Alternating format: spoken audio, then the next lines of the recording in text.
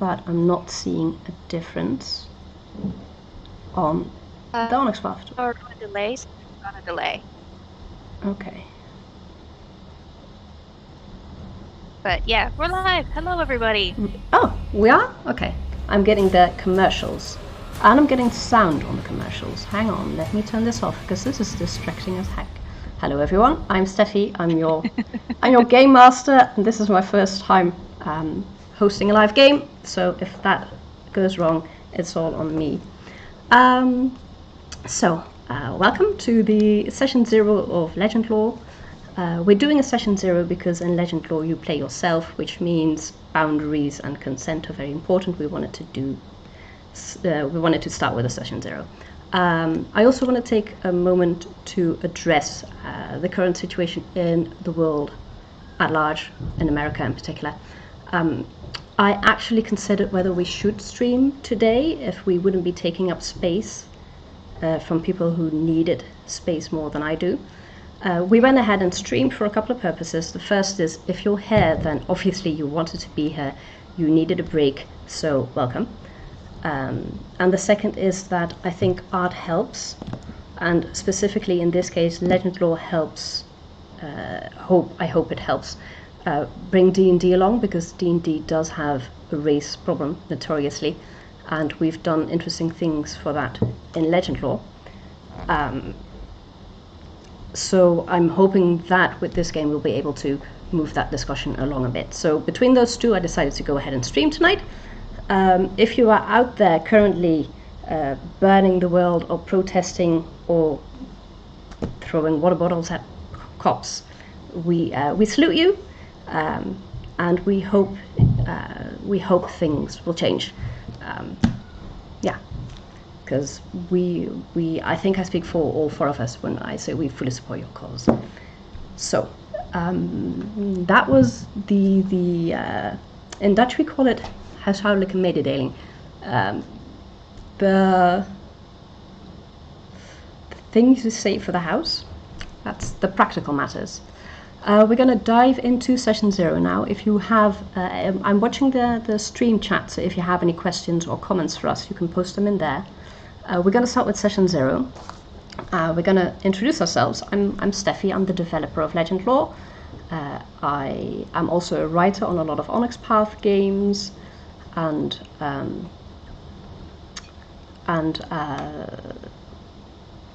I'm the DM for the evening. That's basically it. I'm gonna go clockwise from me, so the first person I'm gonna ask to introduce themselves is Lloyd.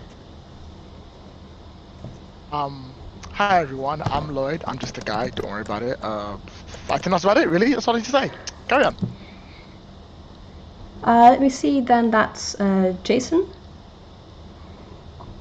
Hi everybody, I'm Jason, and I am mainly on the RPG scene doing an online charity convention called Com Plus, which we did a couple of weeks ago, unfortunately without Lloyd, because he normally helps us present, raising money for children in Kampala, Uganda.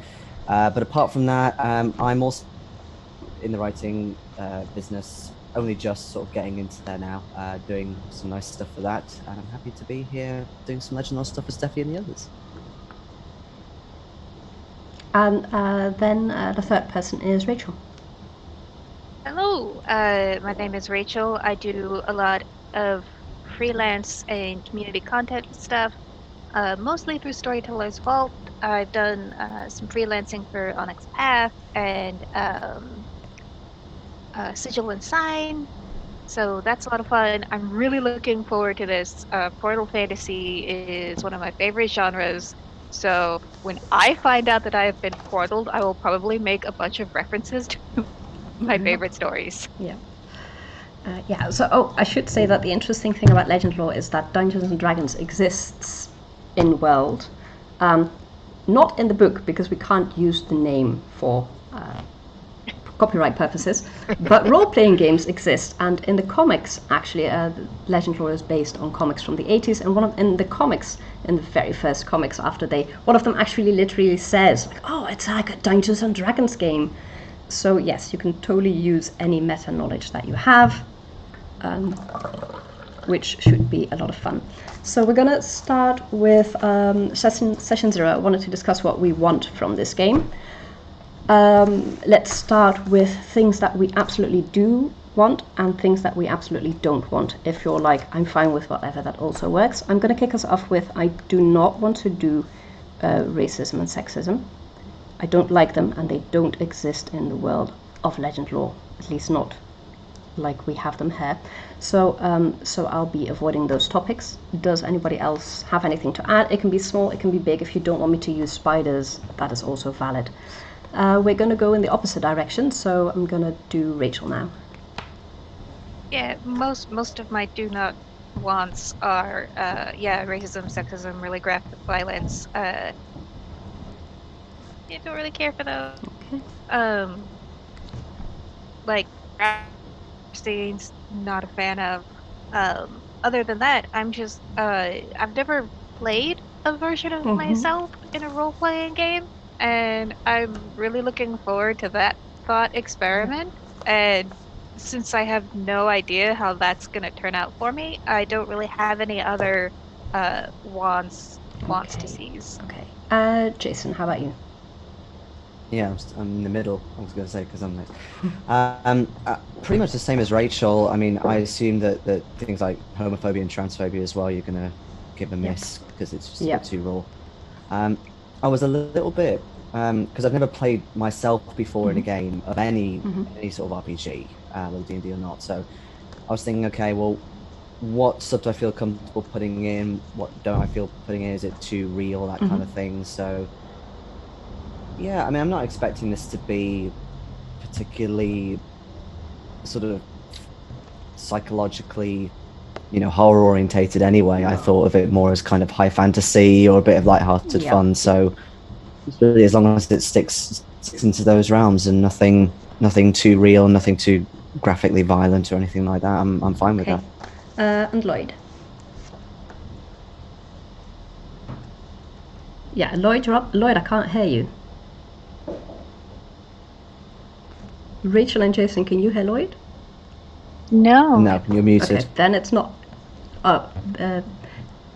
Did you by any chance mute yourself? He's not. After Jason spoke, apparently the mic was like, "Yep, Jason's spoken. We're done We're here. done.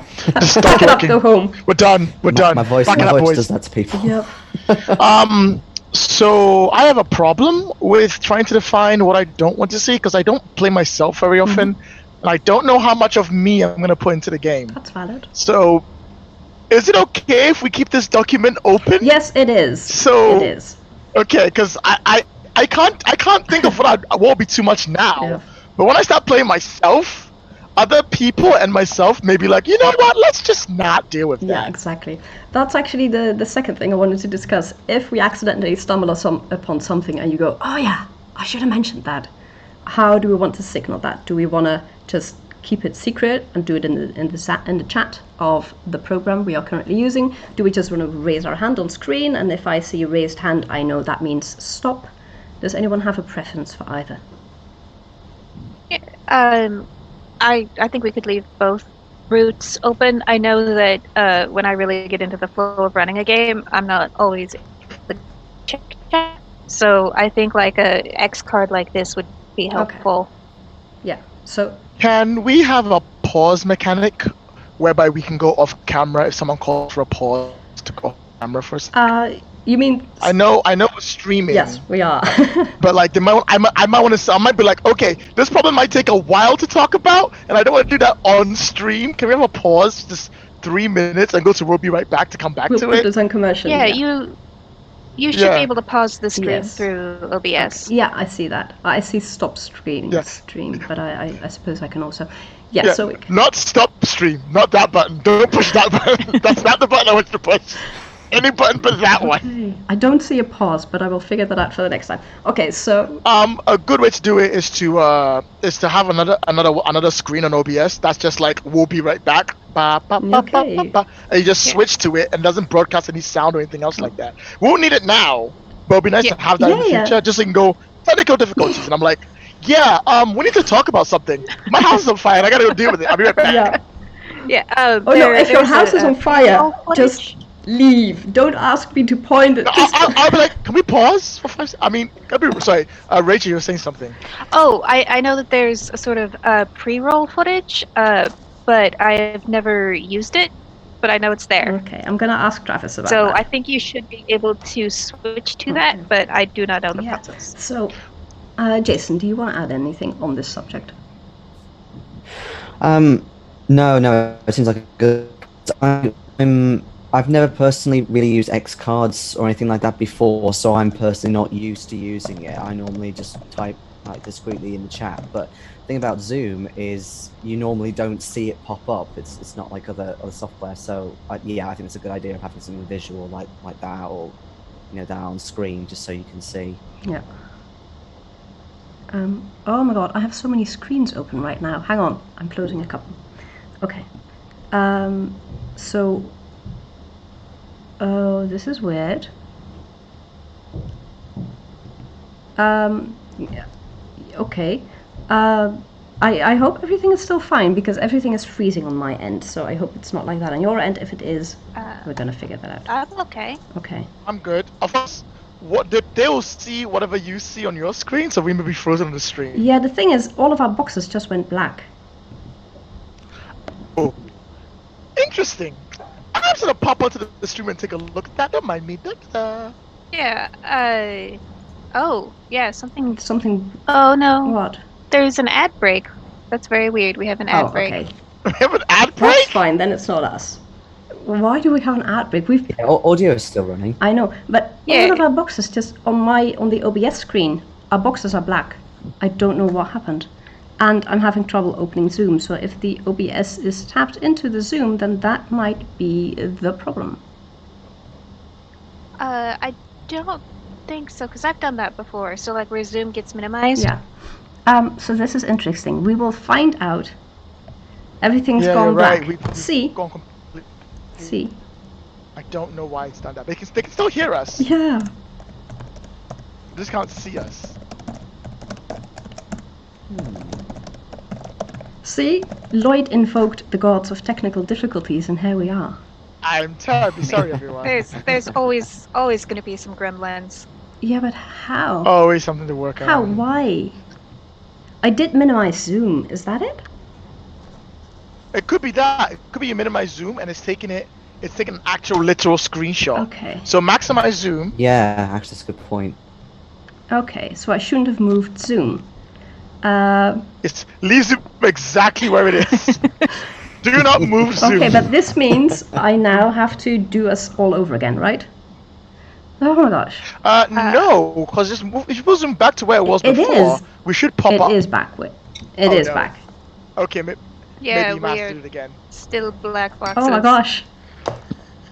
It's okay, I'll entertain them with the power of music. Yes, If okay, leave you me entertain them with the now, power of music. Take away the biggest part of me. Okay. Ooh, no, baby, please don't. Is it working? Oh my god. I don't know if it's working. I think you have a great voice. Okay. Oh, thank you. Okay. For radio. Wow. I bet this is a first in the history of Onyx Path. Zooms. Okay, everything's now gone white. Ooh. Oh, whoa. Okay, Now we're getting okay, screenshot. okay. We're looking now good. got We're the whole looking Zoom good. up. You're gonna hold. Is Rachel back? You're doing great. You're doing great, Steffie. You're doing great. Oh, look at that. Oh, look at that. Oh, look at this edit live. I'm feeling it. Don't make me laugh. I'm trying to move boxes, okay? Don't make me laugh. There we go. So, you see, this would be the reason why you would want the technical difficulties window. So you can put it out while you move the boxes.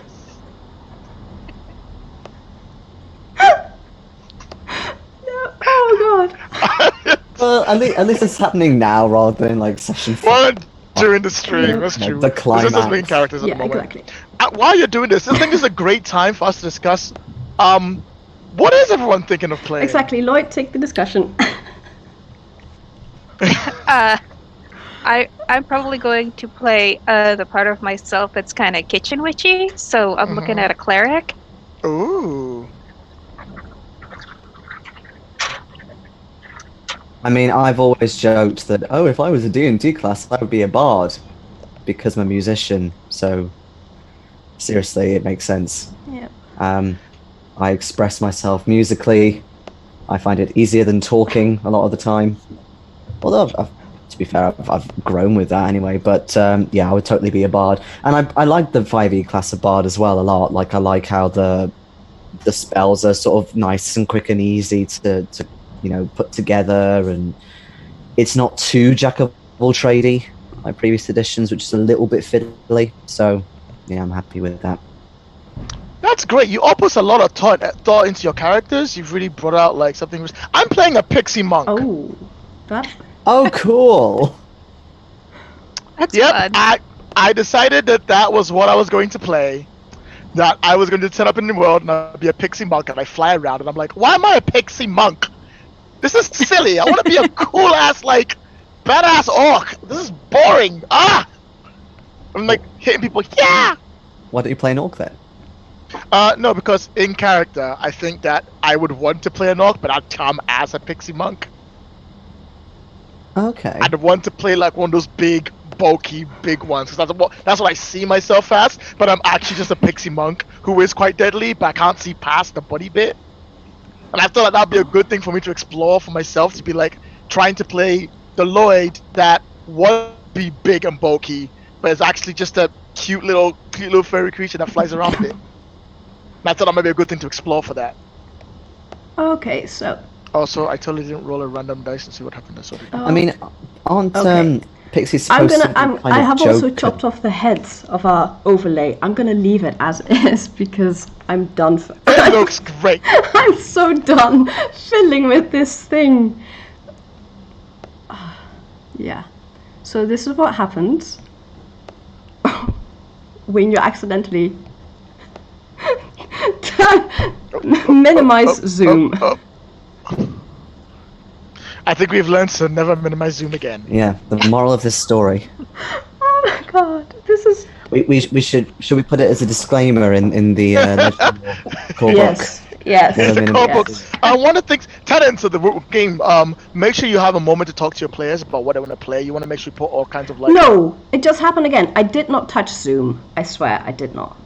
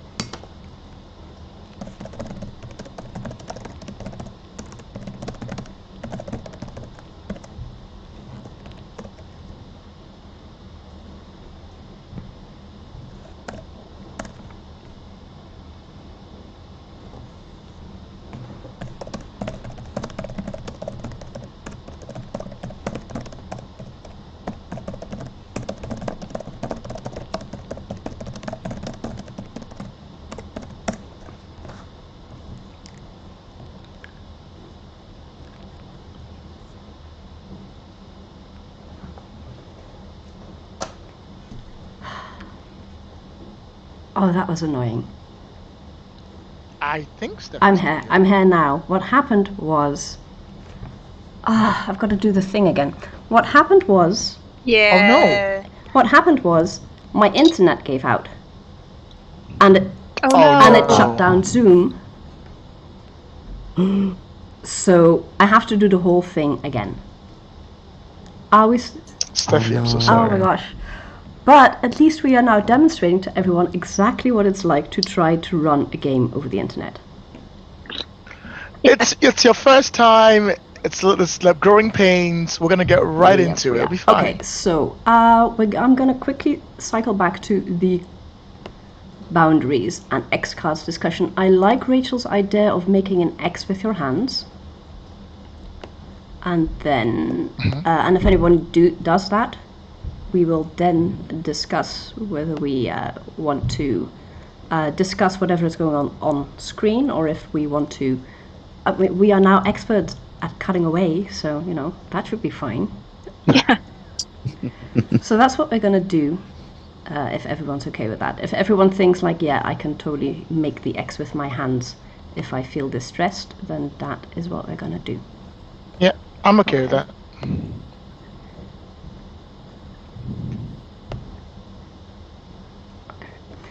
Yeah, for one thing I did, because Lloyd, you're playing a pixie monk. I should point out that a lot of people turn combat averse when they, but you're fine with.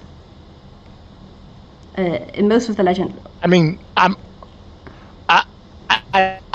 don't know if it's gonna cause a problem, but it's just I saw on a releases you could play it. I've never played pixie before. I think you should absolutely play a pixie. Yeah. No, that wasn't it. That was more like I noticed when I run the game in conventions that the moment people play themselves, they go like, I don't want to punch things. That is true, because I probably would not want to punch things, especially as a pixie. But at the same time, I feel at some point someone's gonna want to punch someone, and who better to punch than a tiny pixie? That's true. They'll never see you coming. Exactly. Literally, I'm flying above their heads, going, "Ha! Can't hit me." Okay. Too fast. Too fast. But that does. What kind of a game do we want to play in terms of? Do we want to do? Jason already mentioned light, funny, high fantasy. I wrote that down. Do we want to do mystery? Do we want to punch things? Do we want to do social dilemmas, moral dilemmas? I would like social and moral dilemmas. Like, part of what I like about the portal fantasy genre is survival, where you've got modern people with modern skills, and they're thrown into a world where those skills don't matter, and you've got to learn to survive really quickly, and learn to adapt really quickly, and that's what I like. We're now back. I'm not touching anything anymore.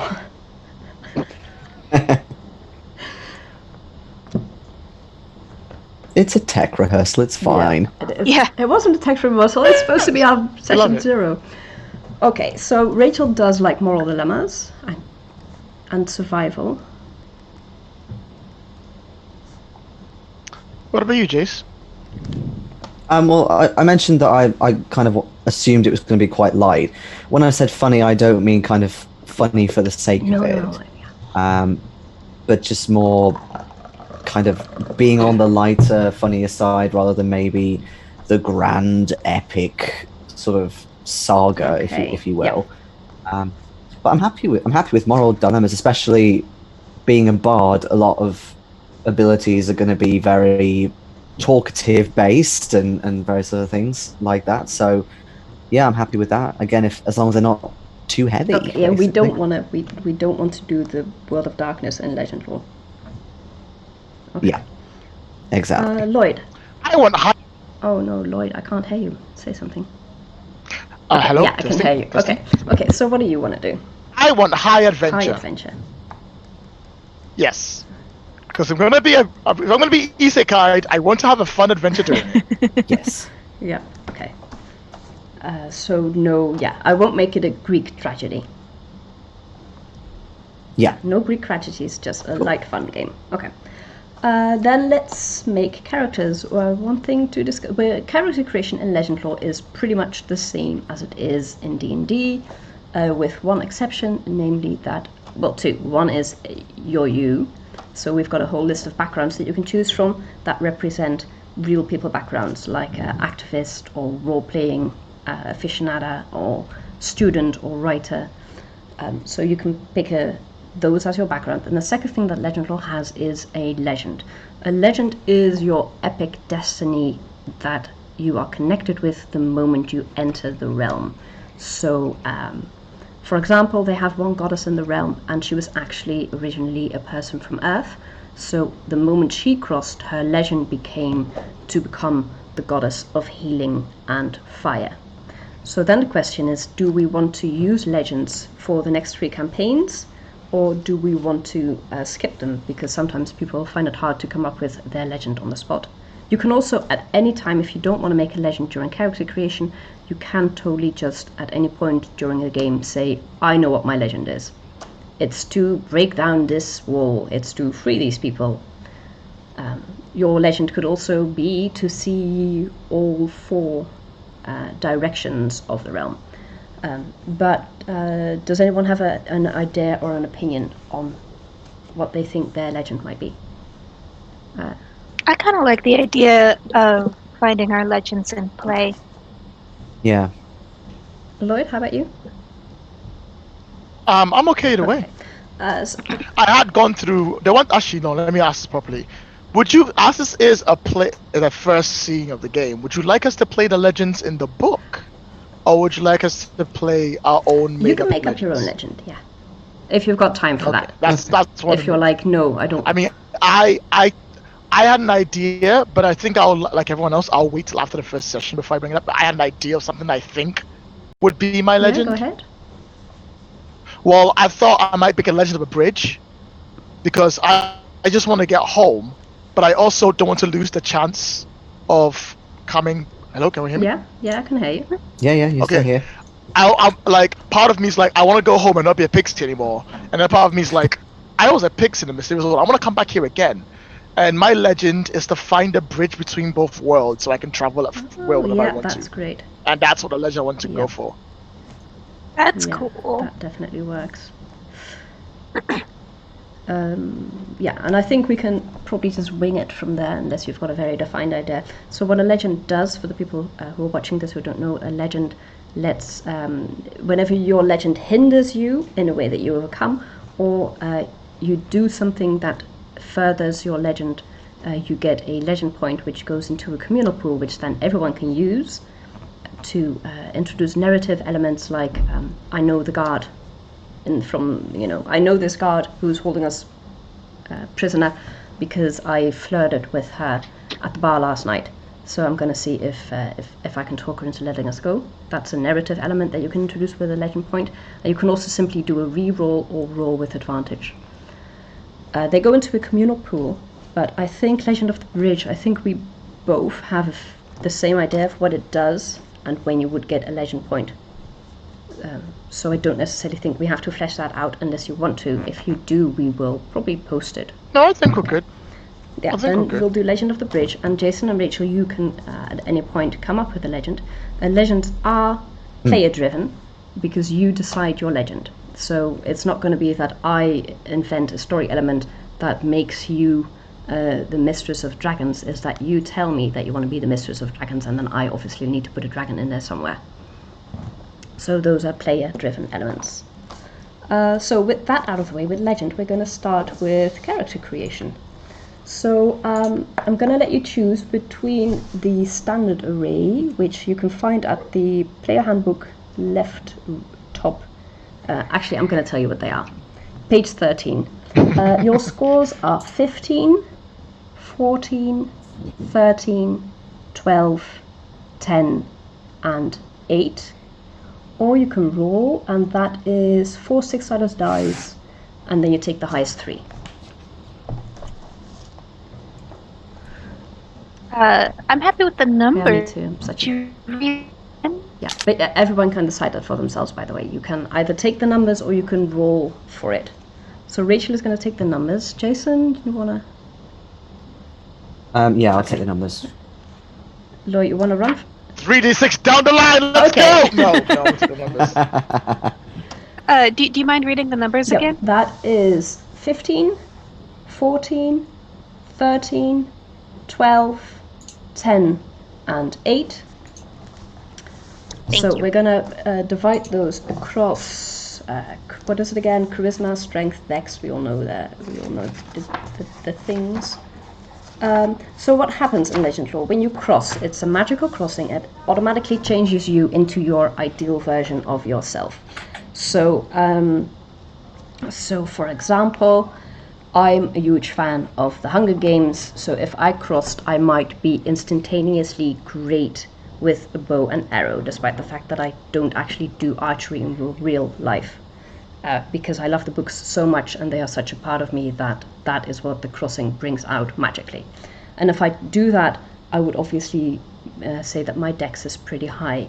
I could also simply be myself, a person who has trouble avoiding like the door when she walks through it, in which case my dex would be very low. But that is a player-driven process, so you decide that. So you can decide where you want to put your points. You can obviously at some point you're going to have to tell me where you put them. I'm going to grab the book. Okay, so we're going to start with Rachel. How do you want to divide your points? If you want, you can tell people why you divide them this way. If it's personal, you can just not tell anyone. So strength 8 because I have to ask my fiancé to open jars for me. Dexterity 12, Constitution 10, Intelligence 15, Wisdom 14, and Charisma 13. Okay. Jason, how are you dividing your points? Strength, also 8. Although I'm going to buff that up with my dwarven ability. Dex, I think, it's going to be 15. Con is 10. Intelligence 14. Wisdom 13. Charisma 15. Okay. Yeah, you're the singer. Lloyd, go ahead. Oh, yes. Quick question. Yeah. There's something mentioned in the book about being picked from a specific time. Can I be an earlier version of me? Yes, you can. So that's another thing that Legendlore does. If you are not comfortable playing yourself as you currently are, you can play yourself from an earlier timeline, and you can even play yourself from a different timeline if there's parts of your life that you go, I couldn't comfortably play myself in a game, you can just be a version of you that never had that happen. So you can absolutely be a younger Lloyd. Okay, so given everything I was going through, a younger Lloyd who's just started university, so I'm all about I'm trying to learn and get up there. So Dex 16 because I'm a pixie, Intelligence 14 because I'm trying to learn, Wisdom 15 because I've made it this far, Constitution 12 because my food isn't that great but I'm trying, Charisma 10 because I'm only learning to actually get to speak to people outside of my own family circles for the first time, and Strength 8 because I've always been weak. Oh my god, all of us have strength not very good. Because we live in the modern world. We do. And none of us work out. Nope. How do I open jars? There's an app for that. If we come up with some strength-based difficulties, we're all gonna suffer. Yes. I'm gonna put that in there. At one point, where finesse comes in. At one point, the challenge is just gonna be there's a boulder in your way, and somebody has to roll it to the side. Or oh no, our greatest weakness: doors with strong locks. Yeah. No. I will charm it to get out of the way. Somebody needs to lift this tree. I can't. Okay. Let's move on to your people. So. In D&D, that's traditionally a race. I didn't like that term, so we changed it to people for Legendlore. I know Lloyd is playing a pixie, and Jason already revealed they're playing a dwarf. Rachel. Yeah, I think I'll just play a human. I know people who really, really just strongly identify with being elven or being dwarven, and I've just never really had that experience, so I will play a vanilla human. Okay, a human. So because I sent all of you the manuscript, if you check there are cultural bonuses for each people, you can keep the bonus. That simply means that as you cross, because you have such an affinity with being a pixie, you get all of those bonuses. You could also forego them and choose a class bonus instead. So choose the bonuses that are good for sorcerers. And theoretically, you could also play a pixie who is adopted by dwarves and then take the dwarven bonus. Oh. Because I missed the section about racial bonuses. Yeah, that you can. They're in the people chapter. That's chapter 3 or 4. Chapter 3. So we get one or the other. Yeah, you either get your people bonus or your class bonus. The people bonus, I don't think I'm not sure if we straight up gave a +2 and a +3. I think we simply said that you have things like good at haggling and stuff. I actually should pull up the manuscript myself. I'm very, very nervous about changing anything on my screen right now. For dwarves, there are a couple of, like, you can increase strength, for example, by 2, which is what I was hoping to do. Yeah, you can do that.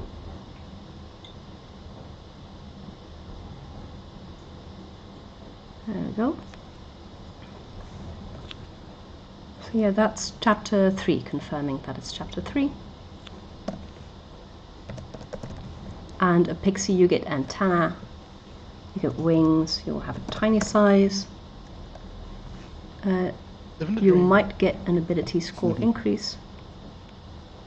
Let me see. Yeah, you increase your dexterity score by 2 as a pixie and your intelligence score by 1. But those are cultural bonuses in the sense that if you grow up as a pixie or have an affinity for being a pixie, you probably liked riddles and such when you grew up, or you liked to study. That's me now. So yeah, so they're not inborn. They're learned by being raised as a pixie.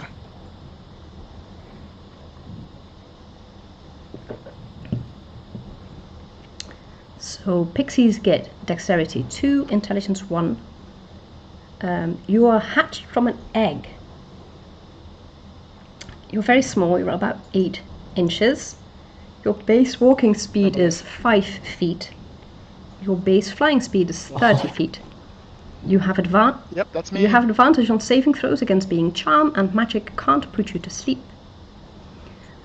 You have this is a cool ability. When you make a promise with someone, you may both agree to turn it into a supernaturally binding pact. You also get the minor illusion cantrip for free. And we are starting at level 3, so you also get fairy fire once a day. You automatically speak pixie, which is not necessarily a spoken language, but more vocalizations and sense and body language that they use to fly around. You're small, you can move through any space of another creature without trouble, and you have wings. So that is... Man, being a pixie that's rocks. Pixie, I know, they're so cute.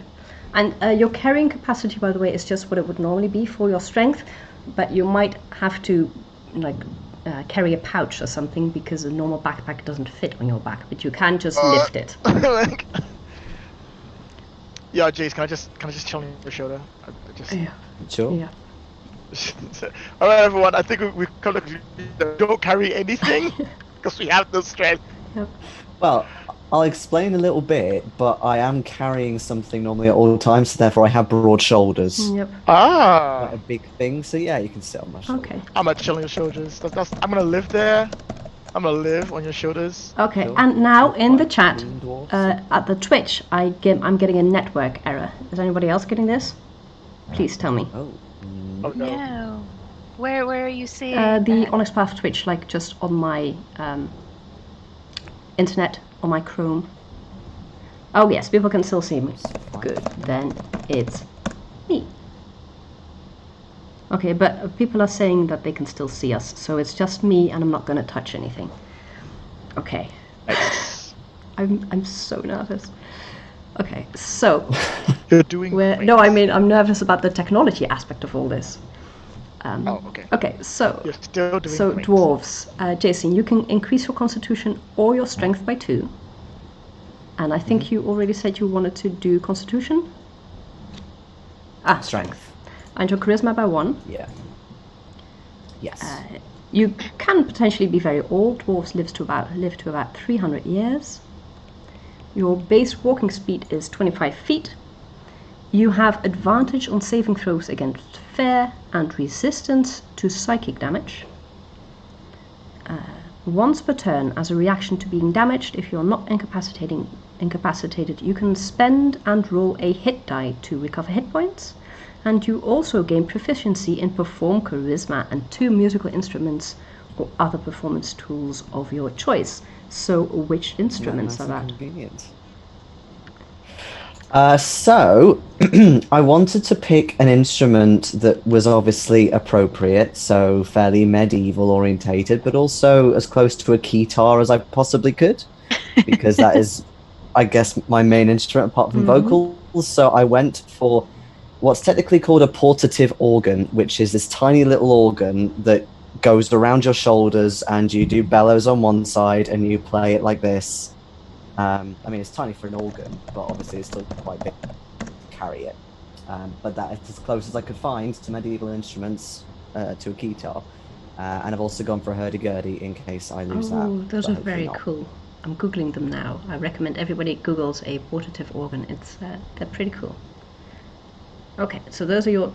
I can't play the hurdy-gurdy at all, but again, it's fairly close to a keytar, I suppose, because you're pressing like buttons down. Well, and you can play it now because the crossing is magical, so the moment you cross, that's going to happen. Exactly. Yes. So, Rachel, you are a human. You can, if you wanted to be from a specific nation, but we're not doing that. If you were realm-born, you would get a specific increase based on where you're from, again, because it's a cultural bonus, and the humans control several nations, and depending on which nation that would be, you would get a different bonus. But since you're earthborn, you simply increase, you get a +3 to divide in total. That's either +1, +1, +1, or 1 + 2 and 1 + 1. Okay. And so I either get that bonus or class or a class bonus, right? Yeah. And the class bonuses are pretty cool because they work well with your class. Yeah, I think I will go for a class bonus. Okay, we're gonna table that one then. You also get a base walking speed of 30. Since you're an Earthborn, you get the outsider edge, prerequisite Earthborn. The fact that you come from a world of pop culture, history, science, and technology benefits you in the realm. You gain advantage on ability and skill checks where your background as a human from Earth would provide insight or better methods of handling a task. Neat. You also get reckless initiative. Once per long rest, you can double your initiative bonus and give yourself advantage on initiative. And you also get, give me a second, that means you once per long rest, you can opt to take an unmodified 1 as your initiative and go last, and then in exchange you gain advantage and a +2 bonus on 1 roll that you make on your first turn of combat. That's and cool. You also gain either 1 extra language. Well, you speak. I always go with you speak whatever languages you speak. You can also choose either a tool or a skill proficiency. So I was thinking of playing a cleric at first. Now I'm not sure if I want to be a sorcerer instead because they both look pretty cool. Yeah, they are. You both. Multi-class. Well, she could theoretically. We are starting at level 3, but it's probably just smarter to to pick one usually. Simply because that tends to work better. So, Rachel, you want a tool or a skill proficiency?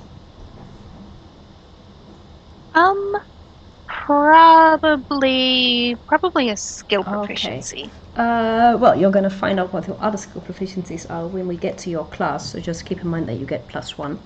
And we'll move on to classes next. And, yeah. Okay, so Lloyd, you're set on the monk, right? Do you want to play a... Yep. Legendlore has several subclasses. We've got the Fist of Atharis and the Way of the Broken Sword for monks.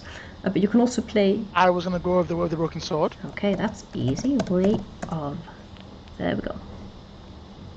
So, obviously Lloyd has read this already. It's a monastic tradition that holds to the ideals of defense and self-disciplines. They try not to strike first and become the aggressor. Instead they protect. And that means the Pixie Lloyd gets, at level 3, Stalwart Protector. At 3rd level, when an ally within 10 feet is attacked, you may use a reaction and spend a key point to take any one of the following actions, which is grant your ally a +3 armor class, give the attacker disadvantage, or swap positions with your ally without using movement to become the target of the attack in their stead.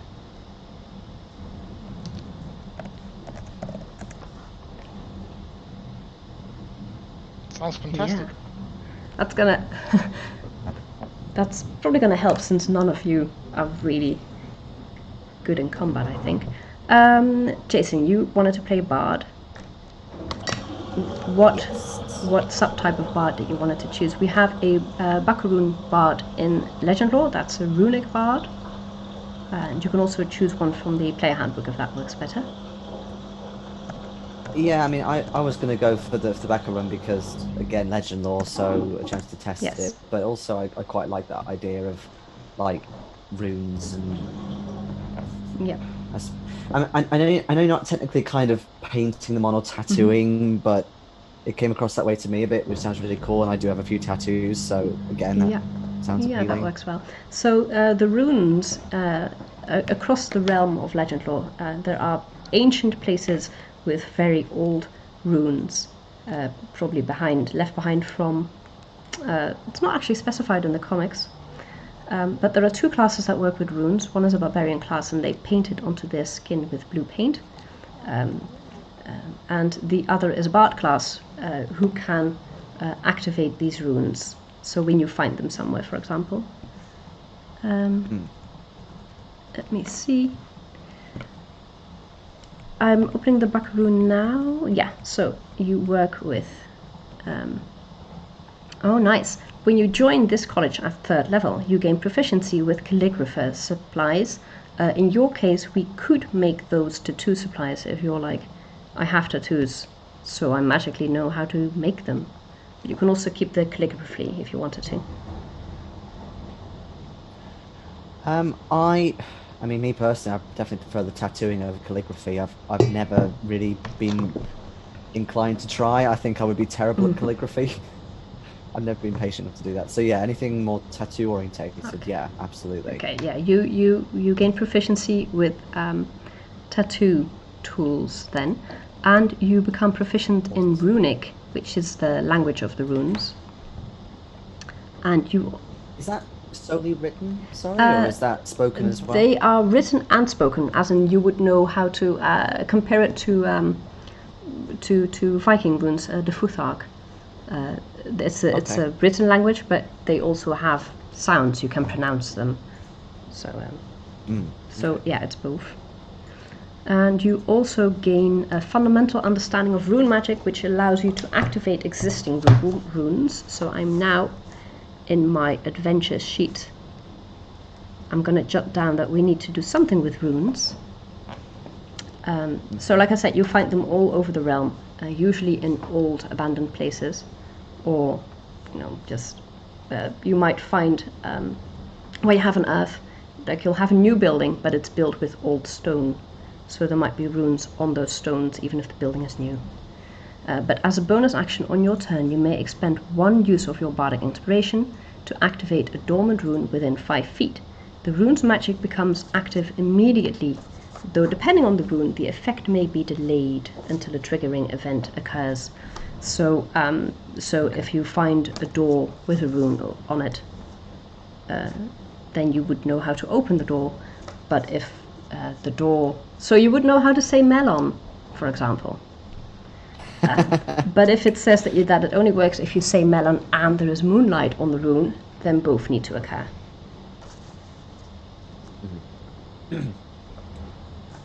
Sweet.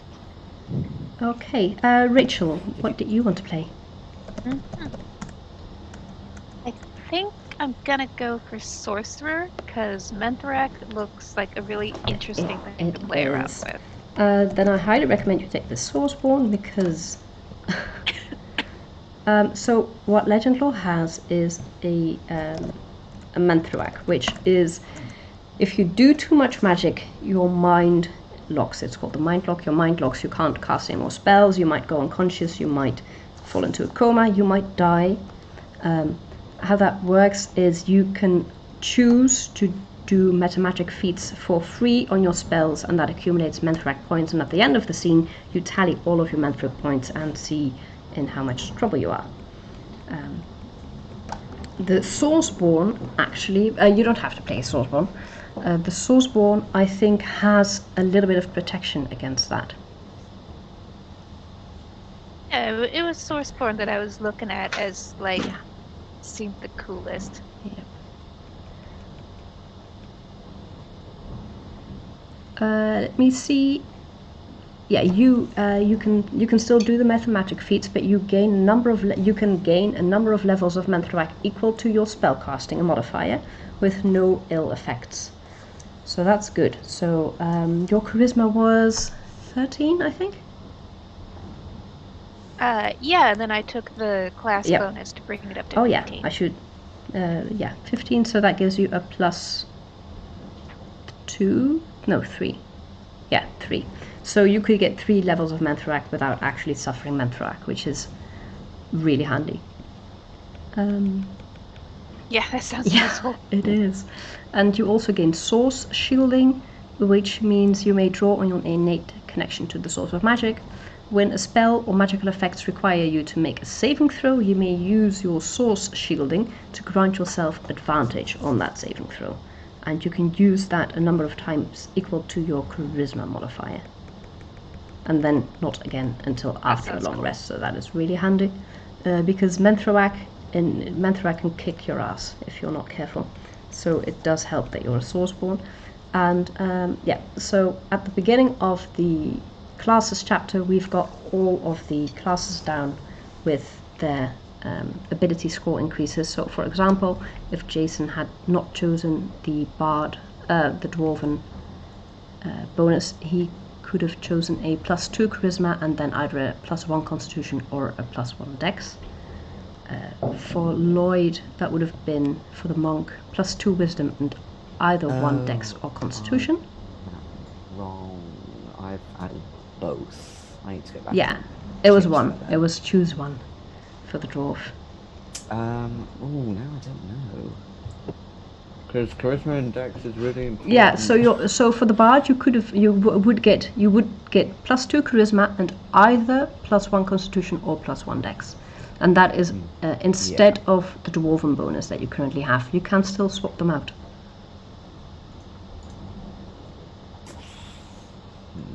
Okay. Come back to me. I'll have a think and work it out. Yeah. So for Lloyd, the monk bonus would be +2 wisdom and either 1 dex or 1 constitution. If you wanted to go with that instead, but I don't know. I think the pixie bonus suits you. But the pixie bonus suits me more than the monk bonus. Yeah, I think so. I think you strike me as pretty clever. Not that I'm saying you're not wise. Oh, all right. I mean, I know that, but I feel if I'm going to be playing me from university, intelligence and wisdom would be fairly high. Because wisdom would mean I can apply what I'm doing, and intelligence means I'll know what I'm doing. Yeah. Yeah. But you can... And I've not been tainted by the world yet. Know. So everything is so beautiful and everything is so nice. And I'm not the jaded person I become when I turn 30. You know, yeah. Do you want to switch to the monk bonus instead, or want to keep the pixie bonus? I'll keep the pixie bonus for now. Yeah. I feel like that'll make more sense. Yeah, and Rachel chose the... Yeah, go ahead, Jason. Sorry, I was going to say I think I'll switch to the bars. Yeah, that's fine. Just make sure you take the other bonus off again. And Yeah. Rachel opted for the sorcerer bonus straight away, which is +2 charisma and +1 constitution. So so the class bonuses are fairly optimized to the class, because that makes sense. And also because if you wanted to have a really high charisma, you could just do that by moving scores around and then adding your bonuses and stuff. So we figured we would save everyone the trouble of having to do math and calculate and move stuff around and just go, these are your most optimal bonuses for your class. You can just go straight ahead and take those. And then I think Lloyd then, in theory, is done with character creation. Yep, I've got everything I need. We just need to go collect spells for Jason and Rachel. Have fun, kids! Lloyd is now going to read a book. So good, play a martial character, do not do spells. You're so good. Done. That's is the easiest. Okay, let's check how many spells you get. I've got the right book. So I'm now... So, would this be straight out of the D&D Player's Handbook? Yeah, because these are subclasses that you tack onto. Like these are the archetypes that you would tack onto them. So, so you do need the Player Handbook to go with the Legendlore book, because we are not allowed to simply copy it. We would piss off a very big company if we did that. Okay, so the bard. So you also get your proficiency bonus just from the book, like you have, and everything you have, the bard has spellcasting, bardic inspiration, jack of all trades, song of rest, expertise. You keep all those, except bard college is now the Baccaroon.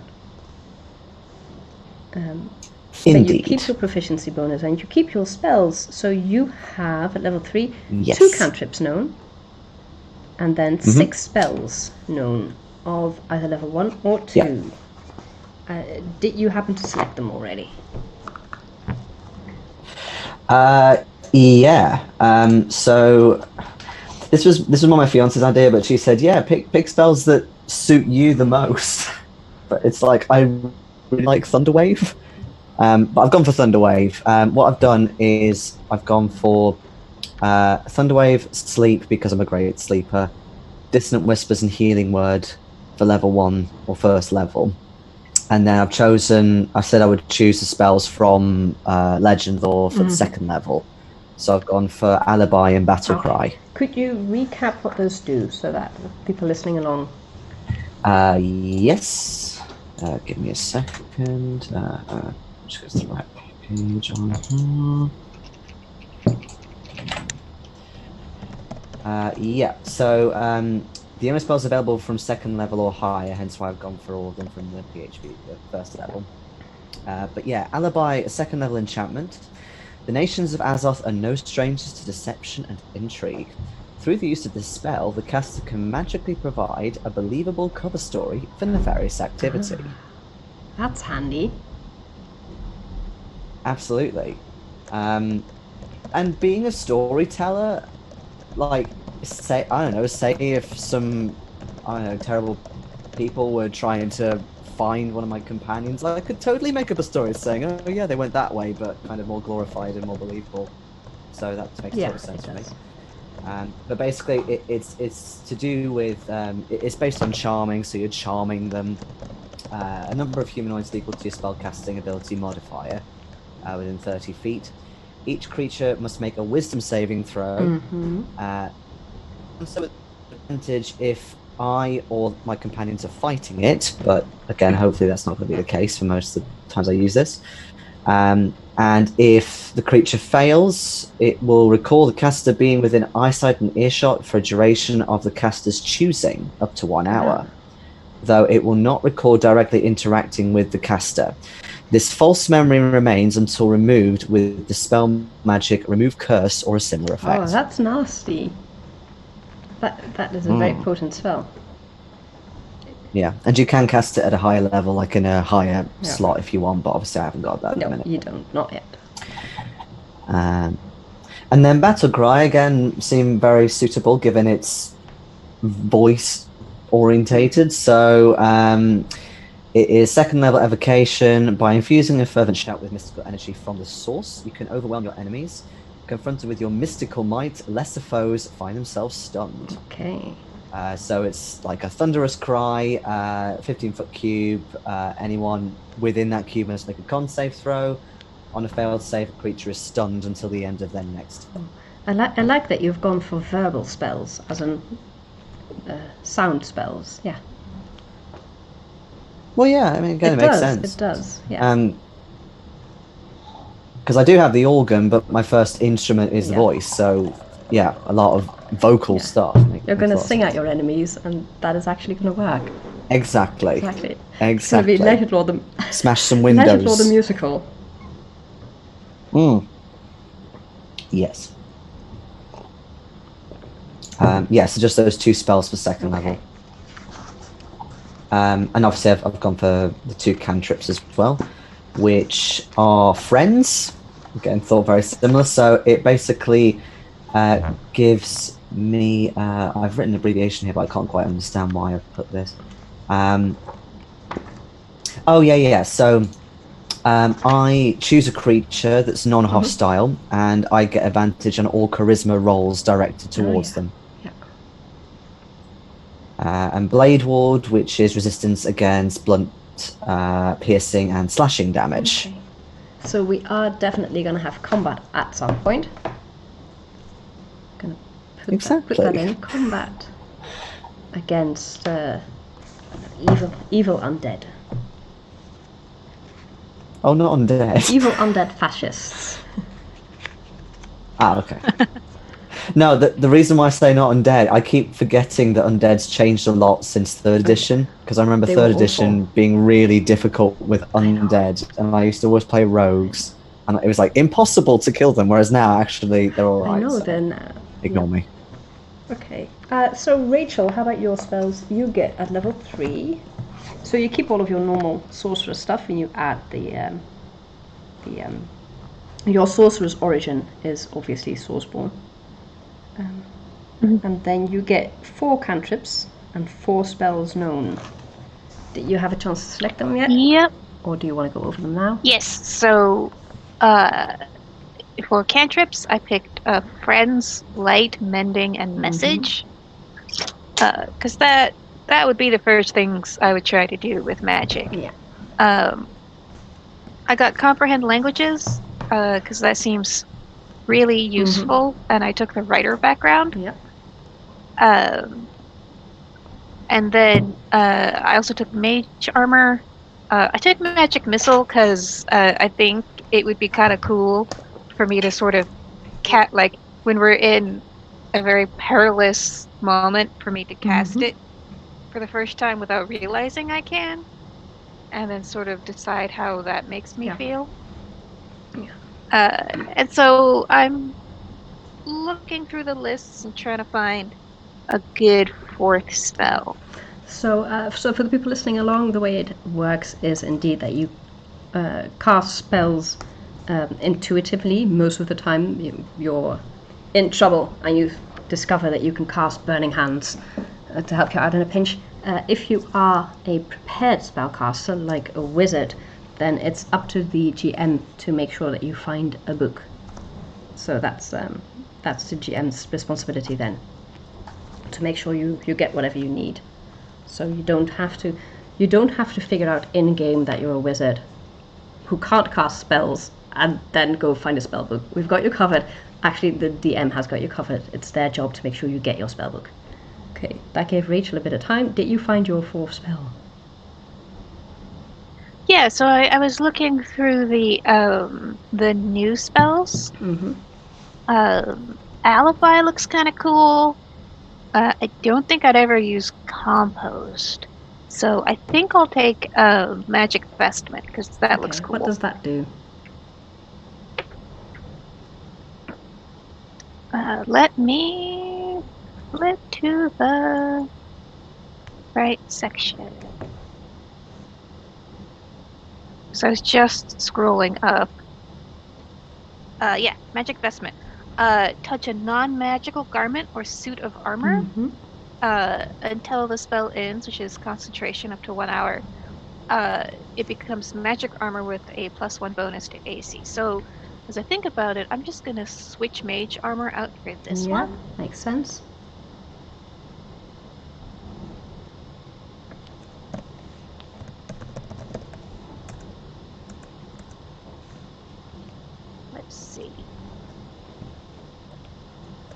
Then I think Shield Ally for my 4th spell. Shield is good. I use that so often. I think in 5th edition... Yeah. Is it? I have a Staff of Shield that allows me to cast it as a reaction. I think that's how the spell works too, but I'm actually not entirely sure because I always cast it with the staff. Yeah, so this is reactive, right? So excuse me? It's a reaction spell. Yeah, so I can see one of my friends getting attacked and I can be like, no. Yeah, exactly. I'd give them a +5 AC bonus. Yeah, that's really handy.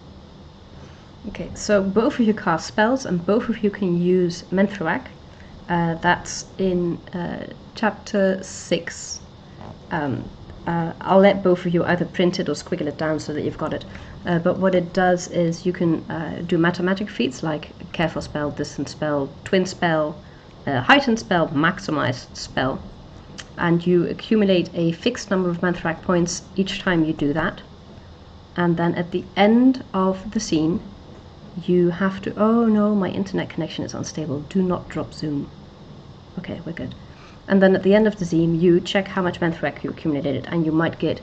If you've got just 1 level, you get disadvantage on saving throws, which that's fine. But if you get 5, you get your hit points reduced to 0, and you must start making death saving throws. If you get 7, your hit points are reduced to 0, and your first and second death saving throws automatically fail. If you get 8, you just die. Do not get 8.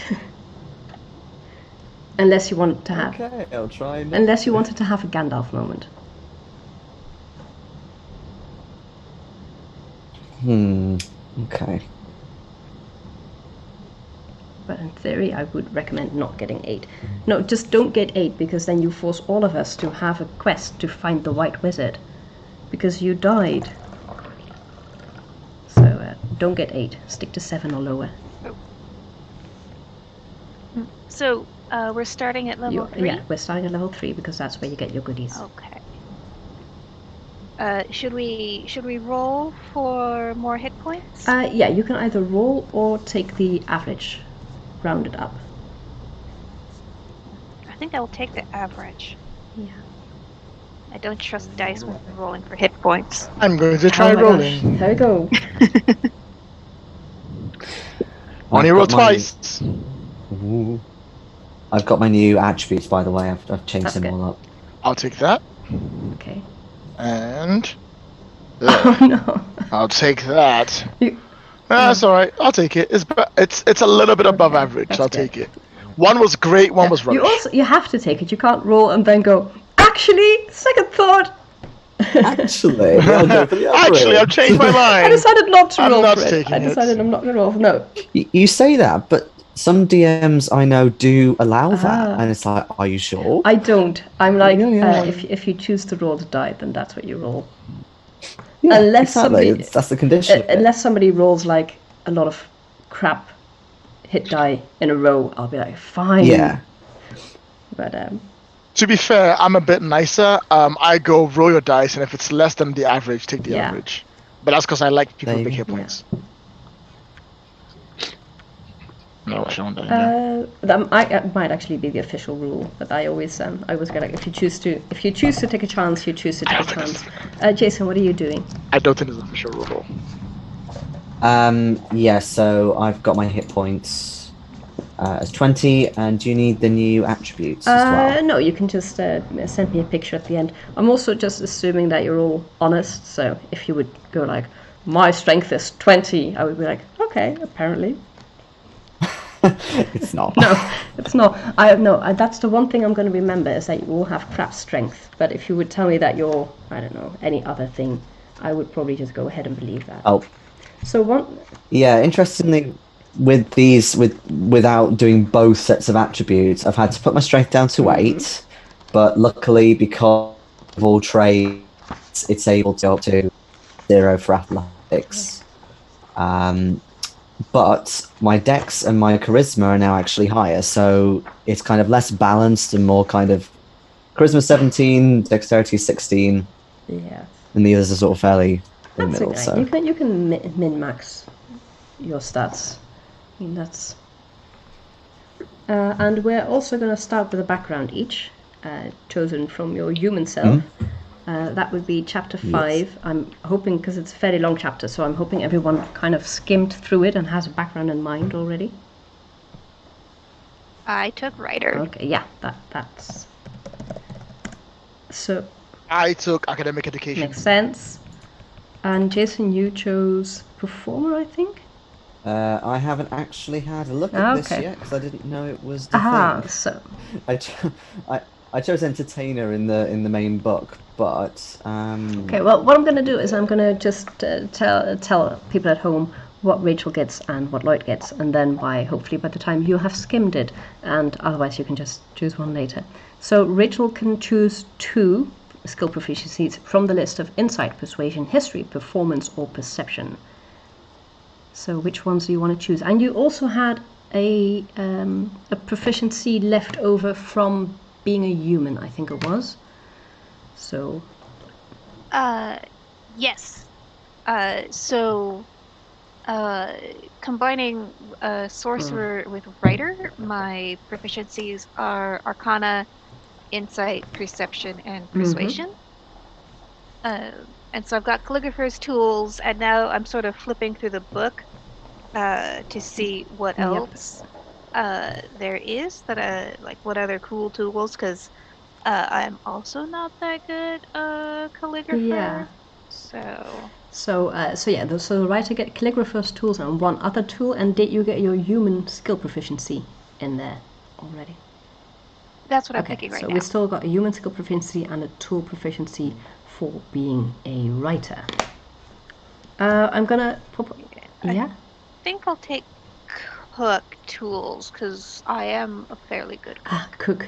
For a moment I thought you said hook, so I was thinking like... No. Same. Like fishing? Oh, interesting. Slasher movies? Which kind of a hook are we talking about? But cooking? No, I like that actually. Also, that's going to come in handy. Going to jot down cooking in my list of things. And you also get that one human skill proficiency left. Yeah, that was cook's tools. Oh, that's the tools. No, but you've also got 2 tools because you're a writer. Well, technically, one of them needs to be artisan tools, but cooking is an art. Yeah, so it says I get calligrapher's tool. Oh, right. Yeah, you get 2 tools. You get calligrapher's tools and one go. set of tools of your choice. It has to be artisanal, like soap making, but cooking also counts. I'll take jewelers. I do a lot of work with beads. That's nice. Yeah, I figured most writers I know either do knitting or crochet or yarn dyeing, but I like jewelers. So the features Rachel gets as writer is Sing O Muse. That means you can tell a story, factual or fictional, in a way that helps with persuasion checks and such. These features are largely narrative, in that you tell me when you're using them or you roleplay them, and then you get bonuses on persuasion or advantage on persuasion. That's in 5th edition. You know what this means, Rachel? I could provide appropriate accompaniment. Yeah. You're going to be like the... Guys, but I can't sing. No, but you'll be like the bards, like the Cantami Meo Dio. Yeah, okay. You can talk, that's fine, but I would provide accompaniment. So if you're talking about something scary, I can do something scary and that sounds cool. Yeah. And then the academic for Lloyd, you get to choose 2 from investigation, history, religion, nature, or persuasion. Did you write down your monk skills? Good. Yes, I did. Then you can choose from investigation, history, religion, nature, or persuasion. I picked investigation and nature. That makes sense. What did you study, if I can ask? Biochemistry.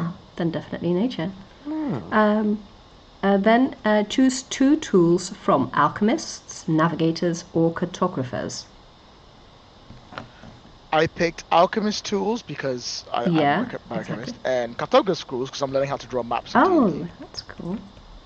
And then the feature Lloyd gets is researcher. When you don't know a particular piece of information, you can deduce where you might find it. Typically, this is from a sage or a library. I'm going to jot down library. A university or other such source of learning. So, makes a lot of sense for an academic. You might not know everything, but you know where to find it. Jason, that you had a chance. Sounds cool. Yeah, and all of my games have libraries. That's basically to the library to look stuff up. To the library. Yes, so I thought, I might as well go for Entertainer from Legendlore, and also it's slightly cooler, in my opinion, than in PHP. So it's just a couple of little tweaks there. So, so your skill proficiencies are performance and either perception or deception. Yeah. I've gone for, what did I go for? I went, have I read that wrong? Yes, I have read that wrong. Oh dear. I thought it said persuasion. No, performance. I think perception. Actually, persuasion actually might make more sense. So I'm wondering if that's what we intended to, but no. The deception is more that you can. Part of being an entertainer is sometimes telling stories that are not true. Like you're telling the story that's entertaining and not necessarily the story as it happened. So that's the deception part of it. The perception part, I'm going to write that down for my errata list when I get there. That might... I'm just making sure I haven't taken too many skill proficiencies, because I'm sure there was somewhere else that said you got it in performance, but I'm assuming that was just the regular... I'm assuming that the Bard gives you performance too. Yeah. So what I usually do as a storyteller, I don't know if that's the official rule. I think officially you might be out of luck if you've got doubles. I usually just let people choose any other skill. Yes. Because as a player, I hate it when that happens when you double up. So I'm fine with you choosing any other skill instead of that performance that you can't have or that you already have. Okay. Cool. I mean, persuasion's there, and then with the regular bard, you get three of any proficiency anyway. So that works. Okay. And then your tool proficiencies are choose 2 from any musical instrument, disguise kit, or a gaming set. Oh, are you gonna bring your Dungeons and Dragons kit? I haven't decided yet. I was looking for what there is in here. But yeah, so I've gone for gaming set. I've already got my 2 proficiencies in musical instruments anyway, so I haven't taken the disguise kit. So one's about Carcassonne or something. But yeah, I'd totally be up for doing a bit of like car games in a tavern or something. That's totally me. So you've got the card games, and do you want to go a musical instrument or a disguise kit? Musical instrument. So there's the organ and the hurdy-gurdy, so there's the 2 there. Yep. No, but you get one more because you've got 2 as a bard, and you now can... Oh, right. I mean, I don't know how you're going to carry all of this. I don't need to. I mean, because the thing about D&D is it never talks about, like, you have singing really as a proficiency. They never do that. So whether you want to put that in as that or not. You can absolutely use perform, because I think the perform skill is broken down into different performances. So you could use one for storytelling and one for singing. Okay. And then you've got a hurdy-gurdy and a portative organ with you, so a portative organ. Very, very bulky. It's not got much of a ring to it. No. Yeah, there was. I can't remember what it's called. There was another instrument I found that had a much nicer, like, wording to it, but it's also now a really big brand for like eyelids, like getting rid of wrinkles on eyelids. It's like a cream. Oh, so you're getting all of the Ophiac or something. Yeah. So, right. Yeah. Okay. So I'll just put vocals. Yeah. Vocals. That works. And I think I don't actually remember if you get a feat as a starting character. I think you don't. I think you can... Wait. I didn't see anything, no. I do get the feature of on everyone's lips, which is nice, because I've had a couple of instances as a bard where it's like nobody turns up or people don't like you because you did terribly at a roll. That's nice. So on everyone's list, on everyone's lips, is you always draw a crowd unless there is literally no one around. And if the people are unfriendly but not actively hostile, they even let you finish your set before telling you to get lost. That's nice. Yeah, the idea is that you can draw a crowd, but whether you can keep them is up to you. But they will show up. Like, if you're trying to... Don't use this one if you're trying to sneak into the undead village, because the undead will show up. But would they let him finish his song? That's a good question. They're probably hostile. They're one of the few. We opted to not make any people innately bad or innately good, because I hate that idea that people are innately bad or innately good. But we did go ahead and say that the undead are, because they are raised through a curse from a demon who wants to conquer the world. So, kind of rolls from there. So yeah, the undead are bad. Okay, so after character creation, what I've written down is that we want to do a high adventure fun game that has some survival and some social things in it. We want to do something with the runes for Jason. We want to do something with library and with cooking. And we don't like racism, sexism, transphobia, all the other types of bigotry. We don't like graphic violence. What I was thinking, since we've got 3 sessions, which isn't a lot, is I was thinking of doing a fetch quest sort of thing, that you have to find an item in order to find your way back to the world.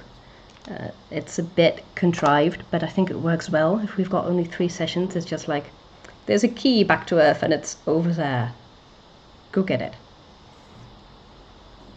Sounds good to me. That sounds good. Go for it. Let's do it.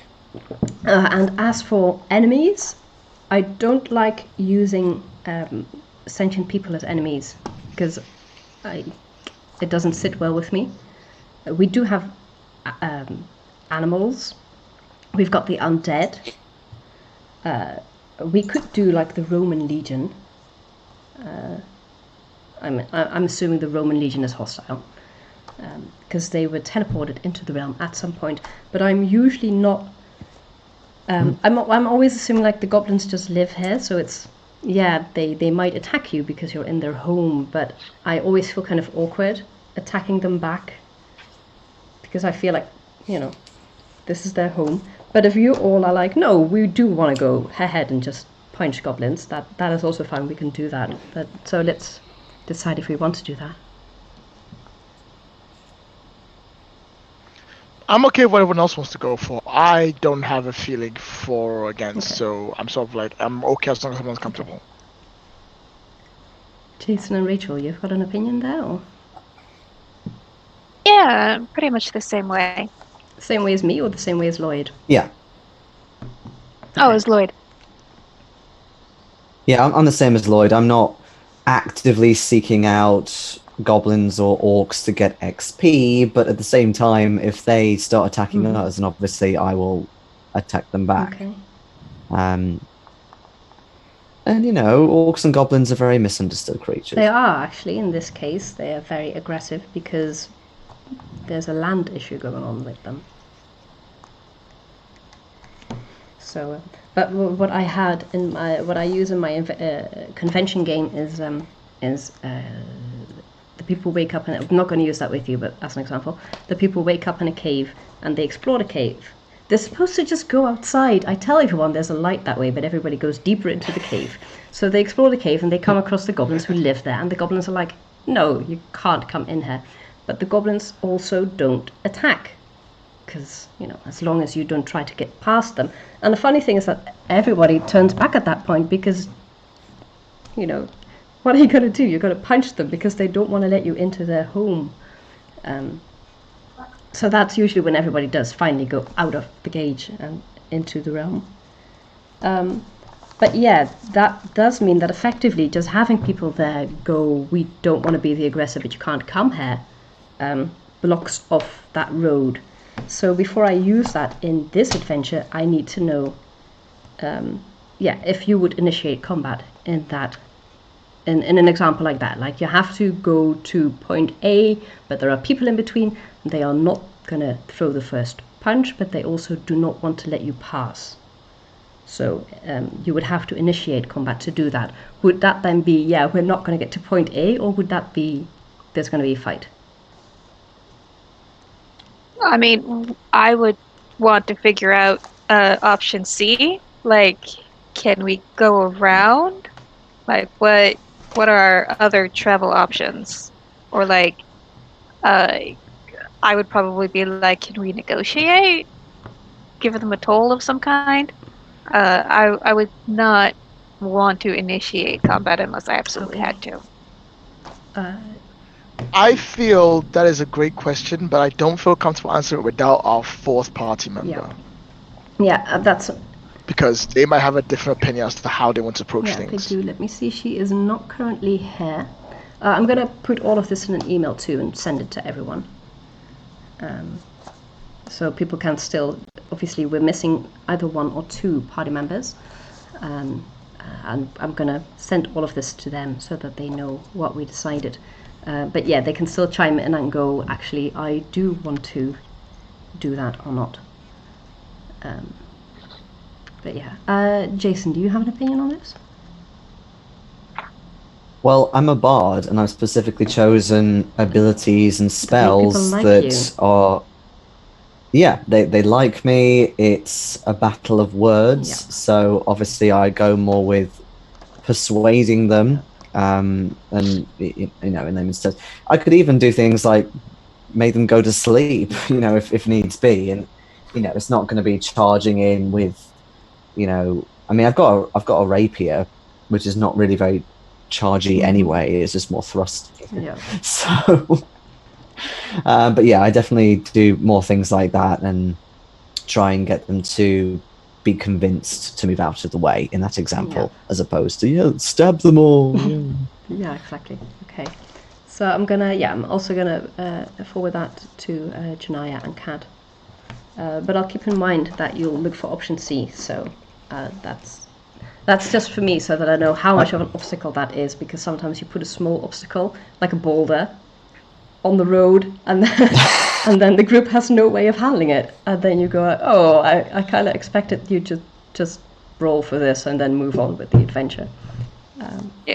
Like as a player, I think that would actually be a really cool story of the only obvious way is to fight, but we don't really want to do that, so now we've got to solve this problem, and so I like playing through those types of stories. Yeah, but I always I don't like it as a player, but I do run across it a lot, is foes that are going to be a problem later. Like, so you vanquish them and you could let them go, or you could kill them, and killing them, like, it's not my I'm not saying there's anything wrong with killing fictional characters, it's just not my type of play, so I tend not to do that. But then I do know they're going to be a pain in the ass again, like 2 chapters down the road. And I always find myself in that situation. It's... Yeah. I've actually... well, I'm also a big fan... I've actually gone to the point where I've been, could I have accidentally killed them so that it wasn't my character's choice? It just happened, like... Could I accidentally maximize my fireballs so that I don't have to deal with this? I don't want to deal with what am I going to do with my prisoners. But no, my storyteller's like, no, they're alive. What do you do? Yeah. But Jason, you were saying something, or Lloyd was saying something? No, I'm good. No, I was just going to say, I'm also a big fan of, even if we do engage in combat, like, I love the possibility of, we talk ourselves out of it, or we we get away without killing everybody, Yeah. like that, or diffusing the situation. That's also something that I'm happy to do. And smart enemies are probably gonna surrender or run away. Okay. Exactly. Okay. So I've got a pretty good handle on what we want to do for the game. I'm gonna put that in an email and send that to everyone, and to Kat and to Janaya. So, we've got 15 minutes left on the clock. We're probably not going to fill that unless Lloyd wants to sing a song again. You're on your own, love. That was one time. It's out. So, next week we're going to start with session 1. We will be joined hopefully by Kat Evans and Janaya Kemper at that point. And we'll have 3 games that we're going to run. And hopefully by the end of game 3 we will come back to Earth. So thank you all for joining us. I'm gonna sign us off. So I am Steffie Vaan. You can find me on Twitter as 100 Things I Love. That's 100 the number 100 things I love, and then my pinned post has all the other links. Lloyd, where can people find you? I'm on Twitter as Drug Dwarf, and that's about it, really. I mean, I'm just a guy, so just holler at me. Okay. Rachel, where can people find you? I'm Stolen Fires pretty much everywhere. On Twitter, I've got a Ko-Fi under that name. I am over doing a contest. We were given a prompt to write something regarding spring, and I am one of the 3 finalists. Oh, that's exciting. Vote for me. Yeah. Awesome. Yeah. I'm gonna do that. I don't know how long voting's gonna be open, but anyway, so there's 3 titles. They'll pay what you want, so you can pick them up for free and evaluate them. Oh, that's good.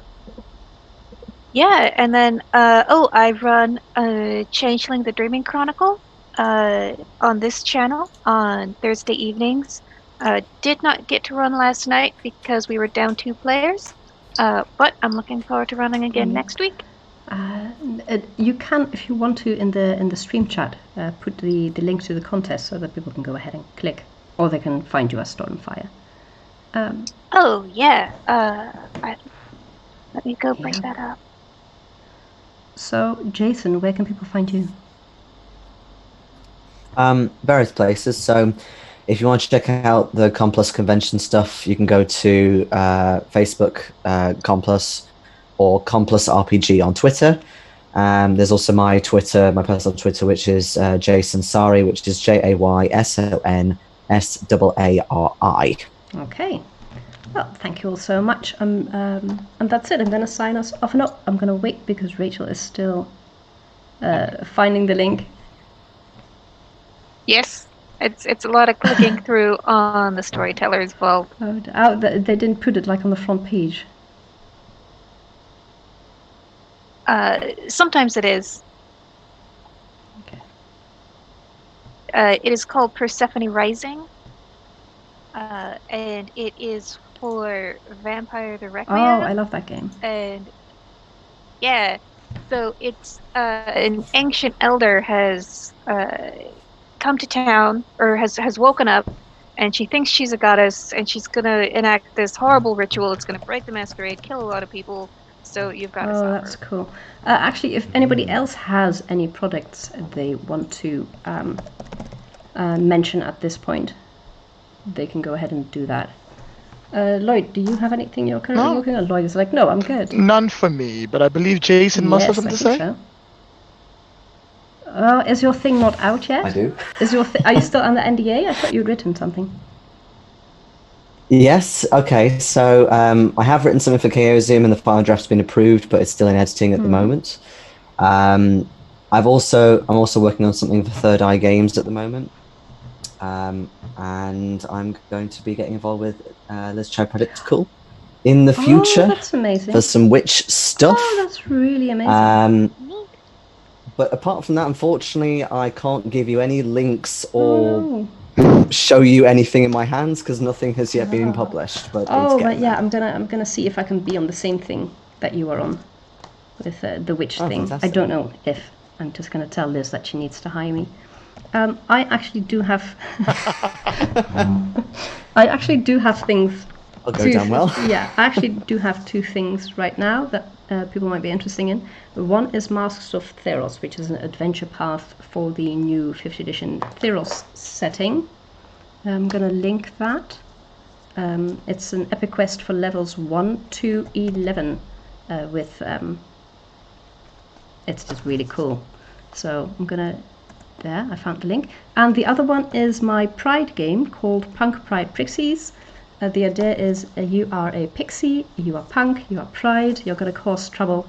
It's a 1-page fun game. It's pay what you want, and all the proceeds go to the Black Visions Collective this month. So I put those in there. It's not identical to the last time I sent. Okay, Twitch is telling me I just linked the same thing twice. Those are 2 of mine, and that is it. I'm going to sign us off officially. Thank you all for being here, and I look forward to seeing you all again next week. Thank you.